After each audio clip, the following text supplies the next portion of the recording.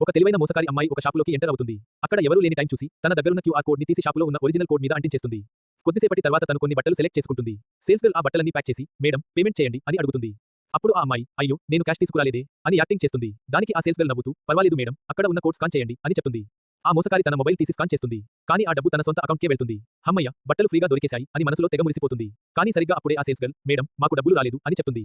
దానికి ఆ అమ్మాయి ఎదురు దాడి చేస్తూ అసలు మీకు సిస్టమ్ వాడటం వచ్చా అని అరిచి ఒక ఫేక్ పేమెంట్ స్క్రీన్ చూపించి అబద్ధం చెప్తుంది. అక్కడ గొడవ పెద్దదవుతుంది. ఆ గొడవలో తను కింద పడిపోతుంది. ఆ సౌండ్ విని షాపు మేనేజర్ అక్కడికి వస్తాడు. ఆ అమ్మాయి వెంటనే లేచి నేను ఆల్రెడీ పేమెంట్ చేసేశాను. నా బట్టలు నాకు ఇచ్చేయండి.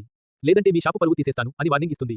షాపు రెప్యుటేషన్ పోకూడదని మేనేజర్ ఆ సేల్స్ గర్ల్‌ని అక్కడి నుండి పంపించేస్తాడు. అది చూసి ఆ మోసకారి నా ప్లాన్ వర్కౌట్ అయింది అని నవ్వుకుంటుంది. కానీ తను బయటకు వెళ్తుండగా సడన్‌గా డోర్ లాక్ అయిపోతుంది. అప్పుడు మేనేజర్ నవ్వుతూ నువ్వు ఒక మోసకారివి అని మాకు ముందే తెలుసు అని షాకిస్తాడు. అసలు ఏం జరిగిందంటే ఆమె తన ఫేక్ క్యూఆర్ కోడ్ అంటించినప్పుడే మేనేజర్ దాన్ని గమనించి మళ్ళీ షాపు కోడ్‌ని మార్చేశాడు.